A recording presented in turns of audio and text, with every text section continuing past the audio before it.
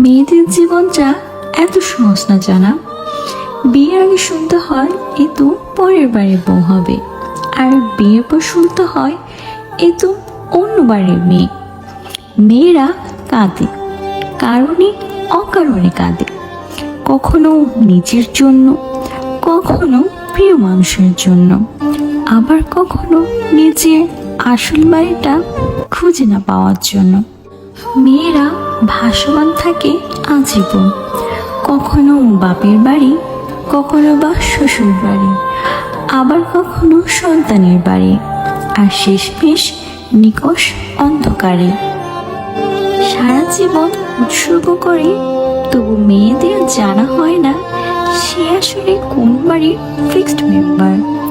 তবু মেয়েরা চারপাশ সামলায় বেঁচে থাকে, কখনো মূল্য নিয়ে, কখনো মূল্যহীন হয়ে। তবু সে ভালো থাকতে চায় নিজের জন্য, প্রিয় মানুষগুলোর জন্য।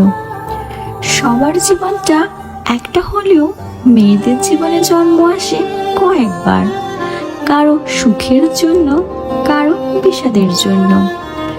জন্মান্তরী মেয়েরা চিরকাল শুকনো পাতার ন্যায়, চুরমুর করে ভাঙার অধিকার কেবল মেয়েদেরই।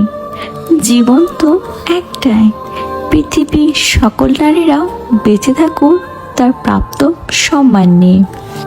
কারণ তুমি যখন তাকে একটি সুন্দর পরিবেশ, ভালোবাসা, স্নেহ আর নারীর মতো করে রাখবে, সে পরিবারটিকেও সে রাজপ্রাসাদ করতে বিন্দুমাত্র কার্পণ্য করবে না।